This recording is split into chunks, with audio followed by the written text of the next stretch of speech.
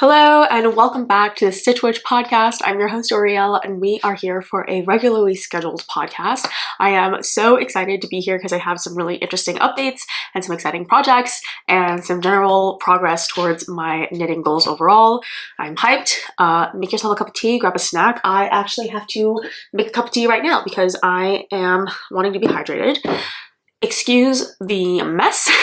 The office is under some construction, so there's just like a little bit of dilapidation that is going to be here, and I figured done is better than perfect, and not done, so we're just rolling with the punches here. So brief intermission for me to get a drink and to get settled, and I hope you can join us.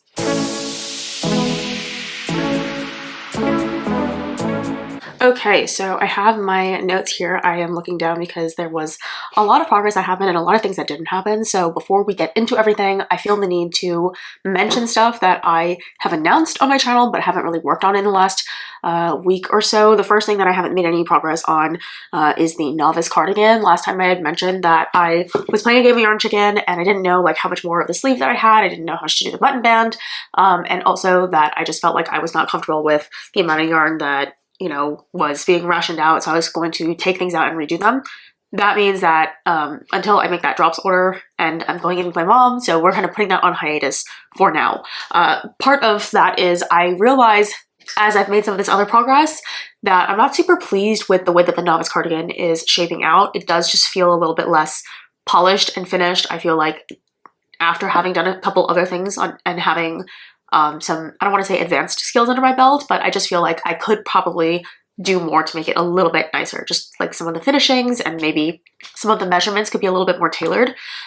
So I likely will rip back quite a bit of it. And I'm glad I'm noticing it now because I feel like the tendency to want finished projects over kind of taking it slow and making sure the finished project itself is perfect. Usually I feel like would take my personality to have a little bit more time to get there. Like I just feel like as a person I tend to rush a little bit, and I think it'll be good to take a step back and like take a deep breath, put it on pause, and maybe frog a little bit in exchange for having a garment that I would actually like. Last time I did the podcast I had kind of mentioned it was too big, I felt like it was sloppy, I might just wear it around the house, and that's just not what I want for like a $100 garment. Like if I am making something by hand and I'm spending so much time and energy and money on it, it would be nice for it to actually, be something that I enjoy, at least in the meantime, right? Yeah, so that's the one thing that I haven't done. And then I have a couple of UFOs, or like they're on hiatus until later. And one thing that I've like definitively decided against. So one thing that I've definitively decided against is the Winona dress. That was the beautiful Drops Belle dress. I still have it here because we're still working on like unraveling this yarn, but this is that really lovely alpaca and summer fiber combination knit. And as much as I love the color and I think it's really cute on me, I don't typically go for teal, but now that it is like against my face, I don't think it's ugly at all. So that's grown on me. But the thing that I've also realized is, again, it's not practical for me to have a winter garment that is basically floor length. So I've decided to separate the yarn types. So I have a summer garment and I have a winter's garment worth of yarns, and I will be converting that into something else. So I have plans for that. And the other thing I'm putting on hold is my 2-color brioche headband. I still think as a project I'm not dropping it because it is a useful skill to have. I think brioche, especially 2-color brioche, is a great thing to dip my toes into and kind of just practicing the muscle memory of, but I don't need it right now. And the other thing that I don't need right now is that ribbed bunny bonnet. So I started that last time. I had a good thing going. It's still, in my bag. It is a crochet project, and the thing with crochet projects is that sometimes I'm in the mood for them and sometimes I'm not. And right now I'm really on a positive knitting kick, and I feel like when I'm back in the mood for crocheting, I will be there. But for now, those projects are all kind of on hiatus, taking a nap, or completely just not important to me right now. But let's talk about some stuff that I finished, which is really exciting. The first thing I have to show you is kind of I don't know, it was sneaky. I didn't even mention it once because the last time I was here, I wasn't making it. And then all of a sudden I made it, and then all of a sudden it was done. And that is my Burgos vest. So this is my first actual garment. And when I say, after having learned some other stuff, this is what I'm talking about. So this is my first garment ever. And you can see I still have all the strings on it because I haven't finished it in. Or I haven't finished weaving everything in. But it's this really, really cute vest made with Noro Kuryeon. Kuryeon. I don't know how you say that yarn name. It's kind of hard to pronounce, but I had this in stash, and again, I feel like stash is a little demeaning to our yarn because it implies that we don't really, I don't know, like it's just been languishing a little bit. And I feel that way about this because this project for me was yarn that I got for my birthday. I had requested it and it was purchasable via Amazon. So I had just asked my mom to place an order, and it came in a big bundle. It was one of those bag lots. So you get like 5 balls in one lot, and I think it's a slightly discounted price. But it was definitely one of those situations where the color of the yarn and what I got was a little different, and also the yardage, I felt like 5 balls would definitely be enough for something, but it isn't enough for a sweater, and at the time I was not at all interested in making vests.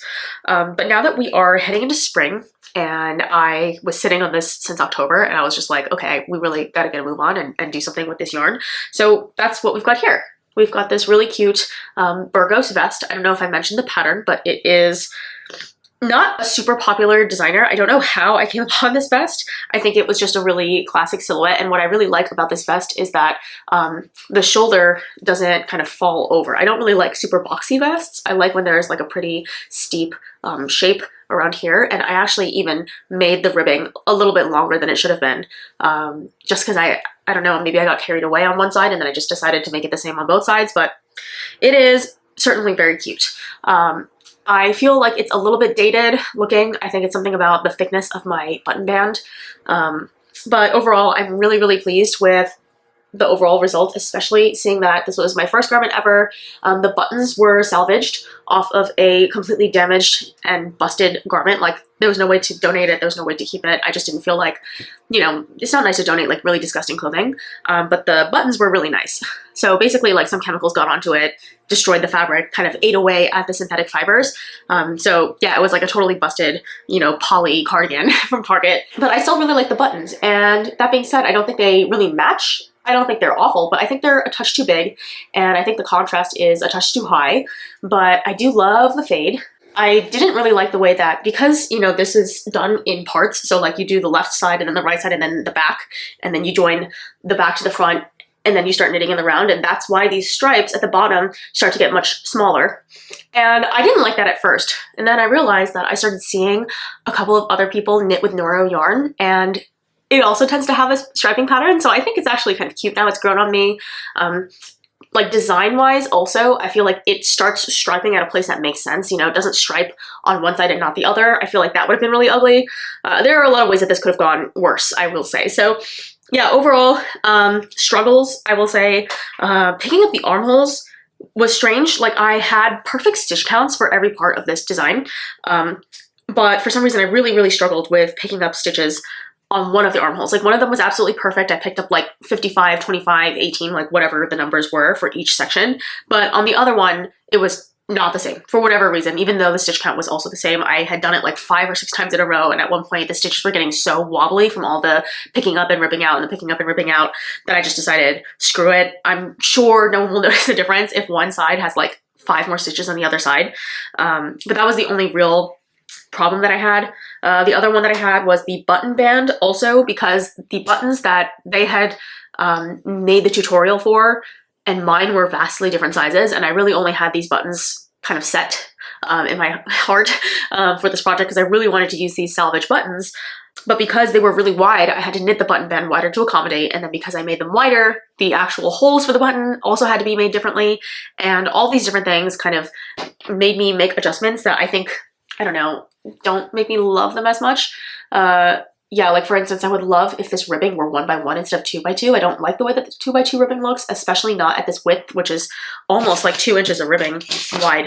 Yeah, basically 2 inches wide of ribbing. So I think that kind of also makes it a little bit dated, but overall, this yarn combination, oh, I forgot to say, I am using Drops Cobalt Blue mohair throughout. So that also, I think, brought a little bit more cohesion to the piece. And on camera, it's definitely looking a lot more high contrast, but in person, the stripes are not nearly as dramatic. But the blue cobalt really, really pulled everything together. And then the trim on the side is actually fisherman's wool nature brown, which I always think is so funny. Nature brown and not natural brown. Nature brown for the trim. Okay, I'm just gonna put this down because it's just getting all over the place. So here she is. I'm gonna fold her nicely, and then we're gonna put her down, and then we're gonna have a civil discussion after I drink from my cup. Okay, so Fisherman's Wool, Nature Brown, held double with the mohair just for a little bit of that color cohesion. And it just made this really, really gorgeous marled fabric, which I really adore. So this project all in all took me around a week, maybe 8 days to finish, maybe 7 days to finish. And I was really pleased with that. And I have to say the blocking really did this wonders. I feel like the soft halo from the mohair and the way that the Noro yarn just bloomed was gorgeous. And I really wanted to hold mohair with this piece, not because I love mohair and not because I need it in the springtime, but because the Noro yarn that I used was unspun. And I felt like I heard a lot of people say that, you know, it's useful to have some structure. Surprisingly, silk mohair has a lot of like tensile strength, so it could be useful in like keeping your garment sturdy.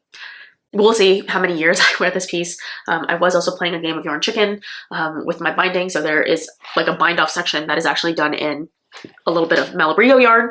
But overall, I would consider this a great success to start off our Stash Bust Spring knit along.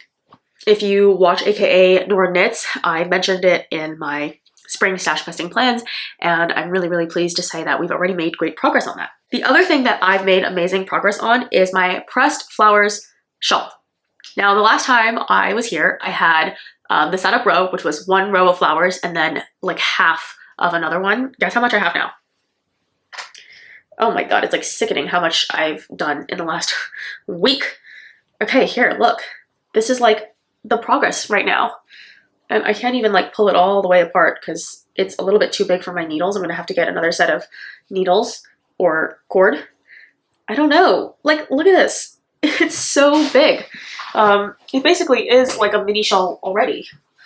But can I even pull it? I don't know. I think this is so cute. I'm really, really pleased with the combination. The one thing I have to figure out is how much more I need to do. Finally, I've been able to memorize this pattern. At first, I didn't really enjoy knitting on this because it required so much like mental, I don't want to say anguish, but I would need to have like the pattern pulled up on my computer or my iPad. And then I would also use the highlighter tool to like mark which row I was on because I wanted to make sure that I remembered like the front and back. And then there's a section in the written part where it tells you how to start and end each half of the shawl. But because it's like one half, then the spine, and then the other half, the instructions are different on each side. So you have to scroll up and down the pattern a handful of times every time you knit a row. And then of course there's the backwards repeat. And so for the first few, rows, I was really struggling to kind of find it, like I was finding it tedious. I couldn't do it while watching TV. I couldn't do it while talking to people. But it happened around like this row, which was a very, very like far away into the project that I finally got it together to memorize what the repeats were. And now I don't need to look at the pattern if we're just increasing. Basically, you increase every time with every color on the front and you never increase on the back. It's not that hard. Like, I actually don't know why it took me so long to figure this out. Yeah, I don't know. It's one of those things where I guess, again, if I don't do it enough, I don't remember. And then if I don't remember, then I don't want to do it and it kind of feeds itself. But because I got into the groove, I really did like maybe one day I would do like 3 hours of knitting and then the next day I would do an hour of knitting and then the next day I would do another hour of knitting. And, obviously every time you do a row or every time you do a flower repeat, it gets bigger and longer to do another repeat. So even though I've made this much progress in the last week, I feel like from here on out, the progress will be much, much slower because, it's going to grow significantly in every direction. I do need to figure out though, how much more to do because it says repeat these rows, like this set of rows 5 or 6 more times. But because I've been working without the pattern, I actually don't know how many repeats I've done. So I will have to go back and figure out basically how many rows of flowers to do before I need to start working on the border, because the border, which I'm very excited about, is the same motif, but on a smaller scale. So the flowers are tinier and there's more of them and they're more densely packed. But I have a lot of yarn left, so I don't think I'm actually that far. For reference, this is my main color and I still have so much of this main color left. This is my contrast color. Again, like it's center pole, so it's definitely a lot smaller now, but I have 2 of these. Oh my god, there's still more mohair flying around. So even though on paper it really looks like, I don't know, the shawl is pretty big and I should be close to, I don't know, maybe I could do 4 more repeats, but at a certain point I feel like I should start to look at the border. But in terms of like the yarn quantity I have a ton. And I'm wondering if I just want to make this a blanket sized shawl and like really, really like wrap it and wrap it and wrap it and wrap it around me, because the backs of this are pretty ugly. Like, it's not terrible, you know, but it's not cute. Like it's, I don't know, it's certainly not, like I wouldn't want this to be showing, but at the same time, I am making this in 2 strands of alpaca yarn, and I forgot to mention this. I'm so stupid. Like I didn't do the thing in the podcast where I actually mentioned what this yarn is. So I apologize for that. And I actually have a knitting journal where I document like all of the things that I knit and what I like am using. So I might do a tour of my knitting journal later. It's got a lot of like, it's partially art journal, like where there are pullouts and tip-ins and, you know, memorabilia. But it's also just a lot of documenting what's going on, what I have problems with, etc., etc. And I christened this book with that trip to Downtown Yarns where I purchased the yarn for this. So here is that spread. Okay, and this yarn is the Illimani Royal Alpaca A3060 Pale Pink. So that's this pink one. And I bought 2 of them for $42. And then the other one that I have is the Heather Prime Alpaca 222 Navy Blue. And that's this guy. And that one came in a really, really intense, I don't know, I guess it was an indie farm, but they had like some really beautiful graphic design. So I've got that label saved for a separate journaling project, which I'm really excited about. But that is to say, because these are both alpaca yarns, it's incredibly soft, incredibly like drapey, even though, you know, it's a pretty thick project. It's DK weight, obviously double because you've got, or not double, but it's stranded. So I guess it's a little bit thicker than if you were just to do 1 DK weight. And I'm holding it with mohair. And I believe this one is a little bit closer to worsted. This one is a little bit closer to sport. So very, very plush, very soft. I think by the time I'm done with it, it's not gonna be super appropriate. Maybe I'll get like a month's wear in, but because it's so pretty, I just feel like I wouldn't care. Like this is so dreamy as a color scheme. The print is like everything that I love and more because it's this like cherry blossom look. And I mentioned this last time, but I'm really excited to finish this so I can get pictures of it next to the cherry blossom trees. I think that'll be really, really nice. I'm kind of soft aiming for a cherry blossom photo shoot with this. I've never done finished object photo shoots before, but this might be the thing to get me to do it because it's just like such a pretty project. I mentioned this in my dream knits video, and it's just really boosted my confidence as a knitter.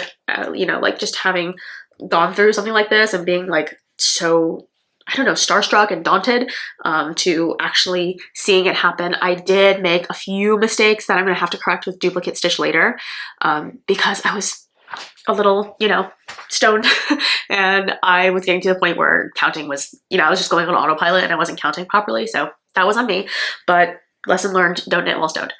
Okay, and then, oh my goodness, I forgot about my main thing right now.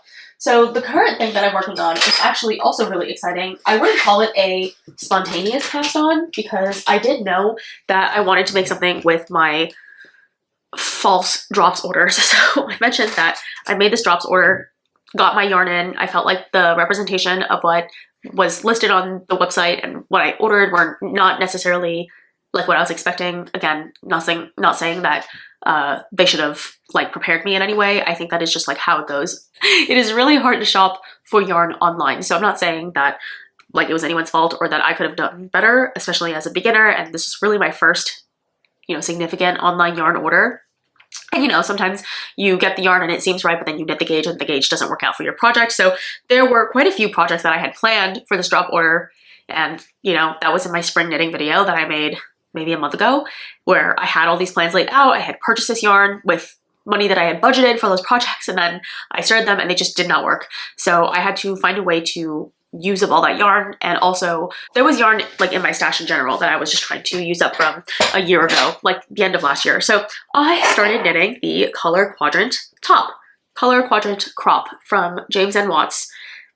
And this button thing should be here. But yeah, it's this cute little tank top vest. Obviously, I'm wearing an insanely oversized sweater right now, so you can't really see. But this is the top. Actually, this left shoulder should be blue. And yeah, I definitely made it in red by accident, so I have to go back and fix that. But here is the front. And then the back is being worked up right now. So I've got some blue. This is actually a lilac, but it reads as pink. Like it's really similar to this pink. And yeah, the contrast is not there. But yeah, these are all different yarns. Like every single one of these is a different yarn. Unfortunately, a lot of them are drops because I had these projects that I had big lofty plans for, and then the yarn came in and it didn't work. So I'll run through them right now.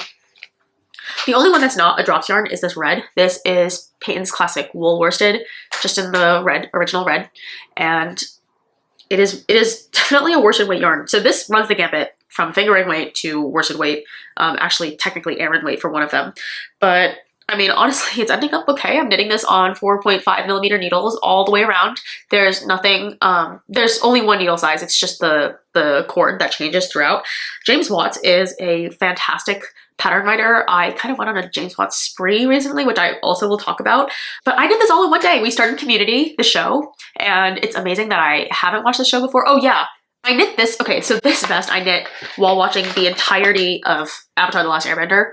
First time I rewatched since I was a child, because my husband hates the live action remake that they recently did, and I did not want to watch it, but I was willing to rewatch the original, and I forgot how good it was. So this we watched while we watched Atla, and I finished this, and then this one is my community top, which is really fun. It just feels like they're all tied to a memory. So yeah, I did this in a day because we had a couch rot day. And the weather was just disgusting. Like there was torrential downpour, the streets were closed off. I live in an area of like lowland, so there's just a lot of flooding in my neighborhood, and flooding is just not easy. So there's nothing you can really do. You can't really go outside. Cars can't or should not really drive in extreme flooding. So we were kind of just stuck at home. But yeah, so I did this all in a day and I was feeling pretty good about myself. Oh my goodness, my ADHD. Okay, this is Drops Baby Merino. This is the Patton's Wool Worsted. This is Drops Charisma. This is Drops Baby Merino. And then this is Drops Big Merino. And I gotta say, the Big Merino really, really reminds me of the Hiku Simply Worsted. And that's a great thing because I really, really like that brand and I really like that yarn. It does that thing where your knit stitches kind of don't look like even V's, but rather they look like one line with a lot of kind of branching sticks. I don't know how to explain it, but hopefully you can see here that the stitch shape, I don't know, it doesn't really look V-like. It almost looks like, almost resembles ribbing a little bit. And I think that has something to do with the ply of this yarn. I've heard other people describe it because if you look at something like this one, like this just looks like V's, right? Like those are very clearly those V stitches. Whereas something like this really looks like lines. I don't know, now that I'm stretching it, it kind of looks more like V's, but when you take a look head on, especially pre-block, one of the legs kind of forms a column and then the other leg kind of looks like piping. It's very beautiful. It almost looks like a cake or like a fancy stitch. It just doesn't look like standard stockinette. So I don't know. I mean, I do know that that's like a standard of this really, I call it worm yarn. It's like really, really smooth, almost plasticky looking yarn. And I like it. I do like how sharp the definition is. It just does look jarring against some of the other like more loose yarns that I have. And then also, this pocket I have beef with because it is a 15 by 22 row pocket, which is how it's described. But now it's like really long and narrow, kind of like it's like a smartphone shaped pocket, but miniature. I don't know. Like I am hoping that when I kind of stretch it out and, you know, pin it down and sew it, it won't look as goofy. But it is kind of a narrow and tall pocket. So that's the only thing I maybe would have changed. Besides the mistake here, I would have fixed my freaking mistake. But so far, this project is going swimmingly, and I'm hoping I will, again, finish this within a week. I have a ton of time to knit lately, which is not great because I should be starting my new job any moment now, but we're still waiting. But this will be yet another project that I get kind of stash busted, which is great. However, my problem is, I should have thought about this. A project that uses like 4 different colors is not going to use up a lot of any one color. So I thought I could mitigate this by modifying the cropped kind of cap sleeve into a long sleeve. So I was thinking of doing like either 3/4 length bracelet sleeve, or if I can rock it like a full length sleeve. I have seen several people on Ravelry do a full length sleeve and I think that'll be nice. But just in terms of like practicality, was I realizing or thinking about the fact that, you know, it probably is only going to use like maybe a ball or 2 of each yarn. No, I clearly did not think about that, which is fine. I don't have an infinite amount of yarn. I don't have like enough for everything, but I maybe would have liked to think about it a little bit earlier. So what I'm thinking is maybe doing color block for the sleeves. I don't know, you let me know what I should do. I'm thinking I could do color block for the sleeves like horizontally, so like the top is one color and the bottom is another color. I could also do like up to here is one color and then the bottom is another color and then the cuff is one color, and then that way I can kind of break up the chunks. You know, jury is still out. This is the little swatch I did originally to see how the colors would look together because I really love these colors. It is like that Cat Kitson look that I really enjoy. My friend said it looked like Americana colors and that made me a little sad. Not that I don't love my country, but you know, we have our problems. So yeah, this is the color scheme plus the cobalt blue, which wasn't there before, but add the cobalt. Yeah, see, that definitely throws it into the Americana realm. Well, you live and you learn. I definitely am very pleased with the fact that these yarns finally have a home to go to. It's one of those things where, you know, I feel so disheartened. Oh my God, the yarn is lethal. I feel really disheartened when I have plans for a project and, you know, this is one of those things where you think you can control stuff, you think you can prepare, but as a person, you can only do so much. Like, I really thought if I measured twice and cut once, it would be fine, but sometimes you can't account for your own gauge that much. And again, as a beginner, I'm not super familiar with gauge numbers. I think there is a certain point as a knitter where you're like, okay, I'm looking at this yarn, I could probably get like 16 stitches per 4 inches, or it looks like a 22, or it looks like a 23, or like whatever the math ends up being. And then I saw a recent video, I think her name is Lock Knits. I really like her YouTube channel because she is also like quite alternative in style.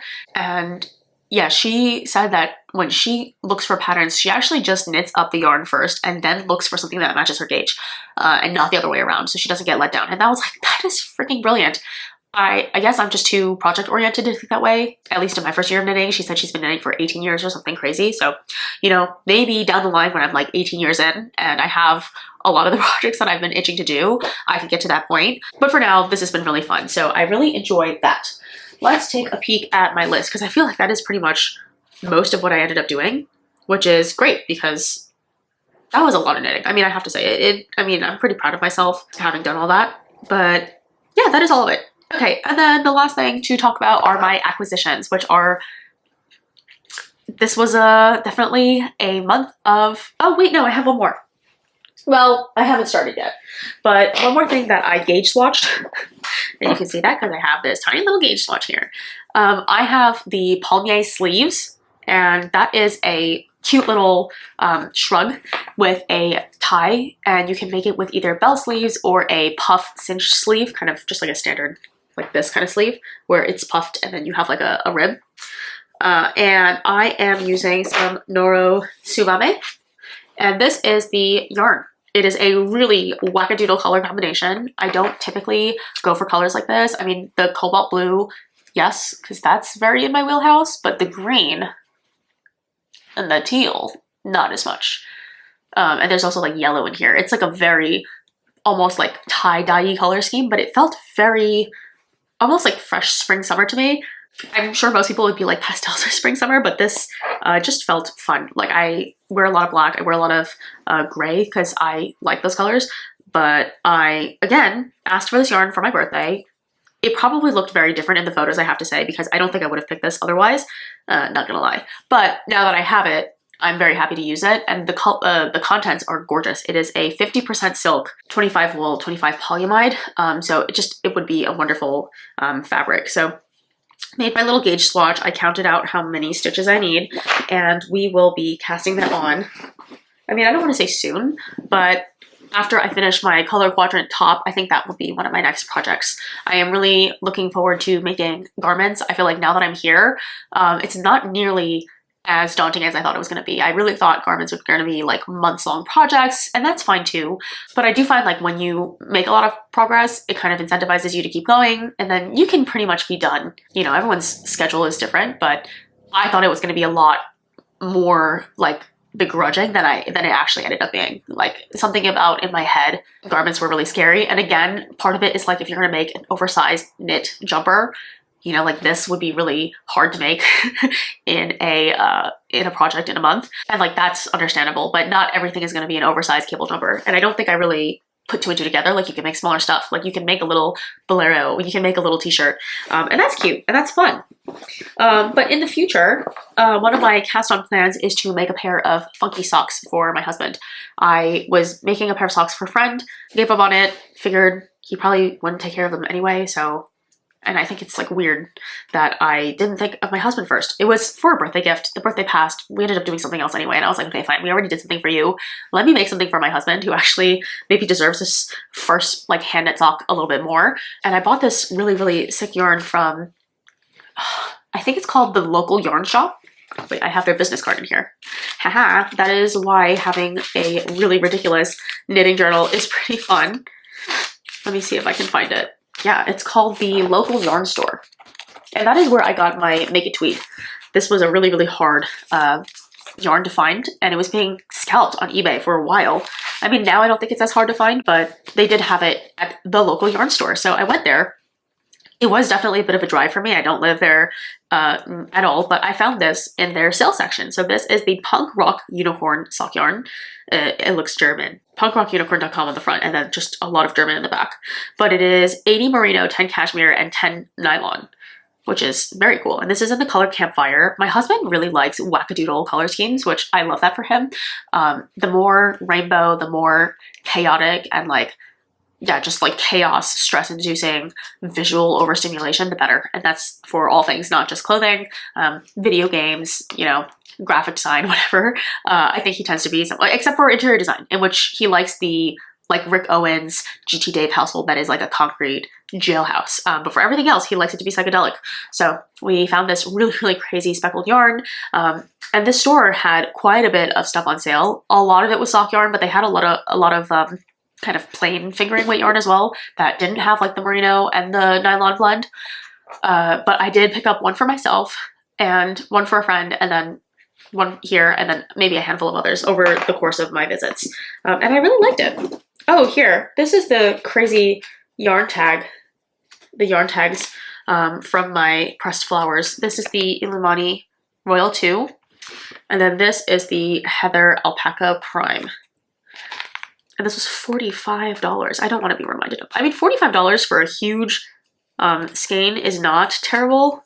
Yeah, isn't this cool? It's like two sheep unicorns that are friends and knitting. I don't know what the situation here is, but I really like it. It actually reminds me of my Veronica Stone. Hold on. So I did an art trade with one of my favorite artists. She even drew me like an original. Isn't this so sweet? It reminds me of her little like unicorn lambs, and they're really, really pretty. It's definitely washing out a little bit in this lighting, but this color scheme is like by far my favorite. It's black with like the baby pink and the baby lilac and maybe a little bit of like botanicals and the wings, but it really does remind me of this. I would love to maybe commission this situation, but with like knitting needles instead of the sword. I think that'd be really cute. Getting me through my mental health crisis. But yeah, that is it in terms of like projects and stuff that I'm working on.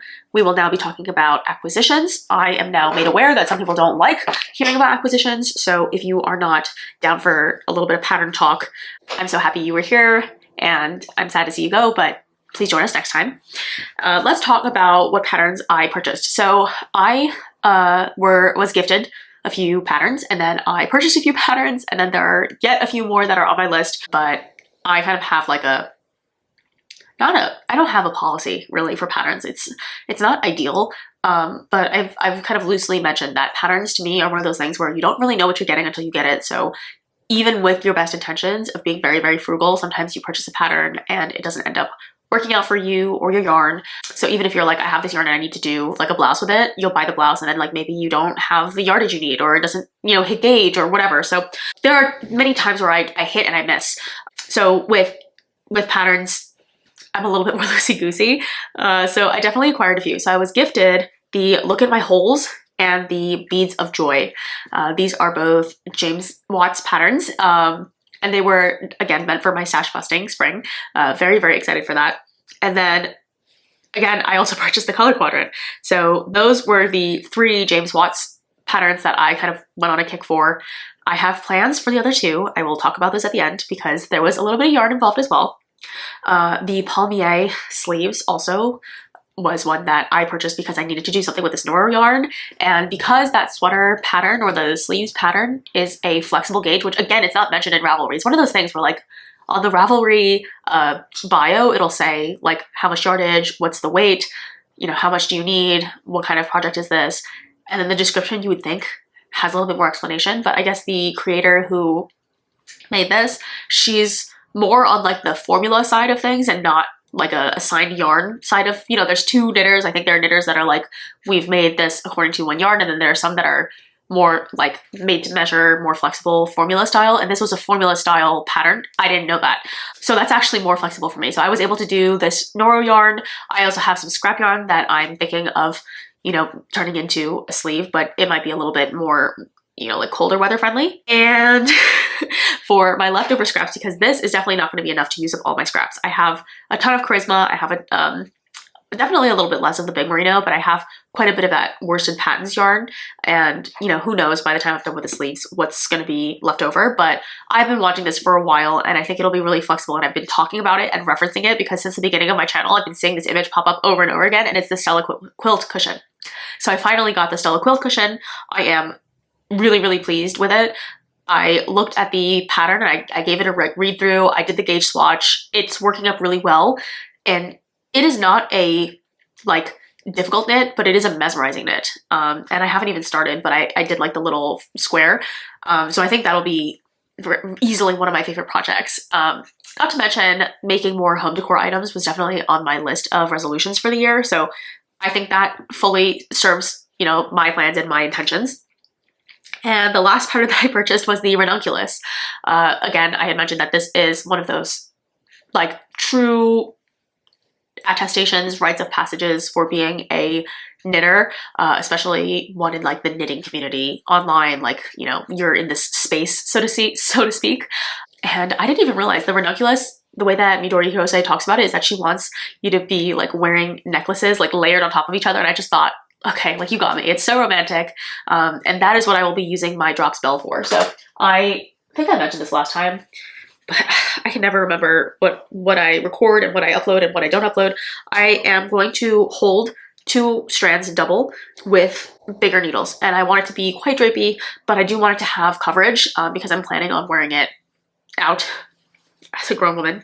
And I don't want it to be like super loosey-goosey, but I do want it to be, you know, like the only layer I need to wear, like maybe a camisole underneath, but I don't want to have to wear something on top of it again. And if I'm going in and out of the office with AC and everything like that, I do, you know, I need it to be kind of neutral temperature weather wearing. And the good thing about the Ranunculus is it's a really, again, flexible gauge pattern. And I think that's amazing. And her patterns are really cheap. I never really thought about it because you know, you see the Ranunculus and generally her patterns listed as like some of the top ranking of all time. Like whenever you go on the homepage, it's always listed as one of the top patterns. She's got a couple other patterns that make it up there, but I think her sweater patterns and her scarf and shawl, like little accessory patterns, are the same price, which is really surprising to me, I guess, because they usually have quite a bit of flexibility in terms of the views, like different necklines, different weights, different gauges, like different children's sizes to adult sizes, that kind of thing. And you would think with all those modifications that it would be closer to like $12 for the pattern, but I think it was like $5 for the pattern, which I've paid for like, I don't know, like hat patterns and like sock patterns that were $5. So to have like a really beautiful like lace work, modular top that can work with a lot of different sizes and a lot of different yarns was pretty surprising. And I don't know why I put it off. I took a look at it. Definitely will require me to like sit down and really think, but I don't think it'll be impossible. Okay, and then the last things that I got were 2 Noro yarns. I purchased them from Little Knits, and this is a website I've never purchased from before. It's based in Seattle, and I picked up 2 Noros.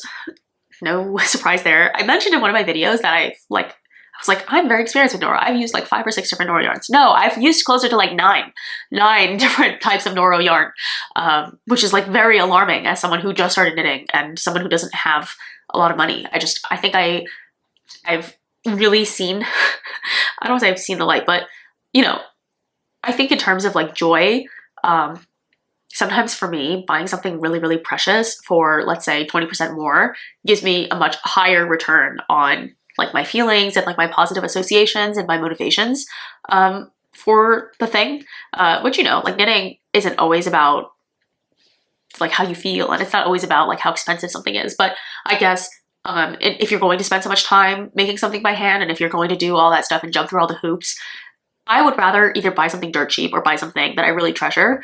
A lot of yarn in the middle is just a little expensive, but not super exciting to me. So for example, whenever I go to a local yarn store and I pick up, like, let's say like a basic worsted weight yarn, or like, yeah, like this alpaca. I mean, not that it was unreasonable, but it's not cheap. It's not drops yarn, but it also doesn't make me feel anything. I don't know, like maybe that's an unpopular opinion. Maybe I'm too early into my journey to really understand the nuance. But yeah, I think unless it's hand-dyed yarn, I'm just not willing to spend a ton of money on commercially dyed yarn. If it is one color and it is basic and it is like, you know, not particularly intriguing based on its composition or its location or something niche like that, like, I don't know, souvenir yarn, obviously it's fine because it's like exciting because of the souvenir. But I do just feel like Noro yarn and, you know, generally hand-dyed skeins of yarn are really special, and so I feel like they are worth whatever the upcharge is. I mean, usually it's not double either. And I also think a lot of people in Europe talk about Noro being incredibly expensive yarn, because in Europe, yarn is like $5 a ball, and they sell yarn in the grocery store, and they sell yarn at the stationery store, and like yarn is just like everywhere. It seems like, you know, you lift up your grocery bag and like there's yarn behind there. I don't know, I've seen like Danish people talk about how much yarn is just like in their everyday lives, and I'm like, yeah, that couldn't be me. We have like vape pods everywhere. Like, that's the US. We have vape pods and we have Twinkie products, or what is that brand called? Like Good Humor. Like Good Humor products are everywhere, but we don't have yarn. So I think, to me, a hand-dyed skein of Noro is similar to any other indie hand-dyed product, but something about, you know, not wanting superwash treated yarn, enjoying their environmental practices. Oh, I went to the library the other day, the local library, and they had a book on Noro. And I took some footage of it. I'll insert it here if I can get it together. And the pages were beautiful. And there was a whole section in the beginning talking about, you know, Noro's environmental practices and kind of the really wonderful environment they have there, not only for the supply chain, like where they get their wool, the kind of animal rights that the sheep and, you know, other animals have. I think they work with like a supplier in Australia, and like they're very hands-on because that factory exclusively works with Noro, to the artisan business that actually makes the product and how kind of like slow-paced it is. The book had described the Noro company as like green and eco-friendly before that really was a concept, like a marketing concept, right? And again, don't get me wrong, I think there are companies that are always doing good things and not always for press, and I don't think Noro even has a very large online footprint of its own. I think it just kind of has developed a reputation over time, but I like Noro. I don't know where this came from. Anyway, so I bought 2 Noro yarns. Man, this was a really terrible, tragic side tangent, but I bought another Kuryeon. This is a blue tan color combo. I have an online friend on Instagram, one of my like 5 online friends on Instagram, and she made a sweater out of this color combination, and I guess it like lodged itself into my subconscious, because when I saw this on Little Knits heavily discounted at like 50% off, I immediately jumped on it. I didn't make the connection until recently that it must have been because I saw her design, but out of all of the colors they had on sale anyway, it was the one that appealed to me most. So I purchased that color, and then I purchased this other one. This is one that I've never tried. This is the Haruito line, and I really enjoy it. It is this very vibrant, almost like tutti fruity color combination. Again, not something that I would typically go for, but it felt so apropos for spring. Like, I just want to eat it. It looks like Easter eggs or candy, or I don't know, like you see some of these like southern candy salads, like, what is it, grape salad, candy salad, Twix salad, whatever. I've seen some crazy stuff down there in the South, and it reminds me of one of those like sweet salads. Yeah, and this is in the color Hojo. So I am very, very anxious to get my hands on these. They're in the mail right now. That's part of where these projects came from. So for the Haruito yarn, I am hoping to make the Beads of Joy, and that is this like really pretty wavy pattern. I watch an interior designer named Nick Lewis, and he talks about Gen Z being obsessed with like the squiggles and the waves and like weirdly checkered stuff. He was like, I don't understand it. I don't get it. It's okay, Nick. You're old. You don't have to get it. We love our squiggles. I'm fine, okay? I'm fully leaning into the fact that I like the squiggles. I don't care if it's childish, and I don't care if you don't get it. But I think that piece will be really, really lovely. I don't know how it'll look because I don't know if this Haruito yarn is self-striping or not. I don't know if it's like one of those variegated yarns that is like evenly kind of short color changes, or if the changes are long. And because I don't have it in person, I won't know. But if the changes are long, it'll be great because you'll have like kind of a reverse gradient in each direction. If the changes are short, we might have to, I don't know, change course, and I'll do like a blouse or something. I might do like a My Favorite Things blouse or something. And then the worsted weight yarn, I'm again not sure because it is self-striping, so I don't want to do anything too busy. We'll see what I end up doing, but that is it for my acquisitions. It is quite a lot of acquisitions. I wasn't expecting to make that many pattern purchases, but again, I think because patterns don't go bad and they sit for a long time, I'm not too pressed about having a big pattern library. And of course, like after having done this pressed flowers shawl, I'm feeling a lot more confident in my ability to go back and kind of tackle harder patterns, or patterns that I thought were too hard for me. It really does something for the self-esteem. It really does something for you as like a girly, Sam girlies, right? Like to be like, okay, I'm not that bad at like coming here and like taking the task to hand and like actually getting down and doing the difficult work. I'm making it seem like I'm building a rocket ship from scratch. I'm really not. It's knitting. It's not that deep. But again, I have talked about this ad nauseum, but I tend to be someone who is a little bit conservative in terms of like what I can bite off, what I feel like I can tackle, especially in my free time. Like it's not work. I'm not getting paid to do this. I would like to take things easy and slow, but I don't know, like recently I've been kind of going full steam ahead, trying new things, experimenting, and not having that attitude as much, and I think it's been serving me. I feel like I've definitely grown a lot in the last 2 weeks. I hope this was a fun video. I made this cup of tea and I haven't had any of it and I'm parched, so I have to go. I hope this was fun. I would love to hear what you guys are making, what you have been doing, if you are participating in Stash Bust Spring, because I have been loving it so far. I've made great progress, and hopefully by the time we move, I will have almost no yarn to take with me, and that will be incredible. So that is all. Thank you so much for watching, and I will see you on the next one. Bye now!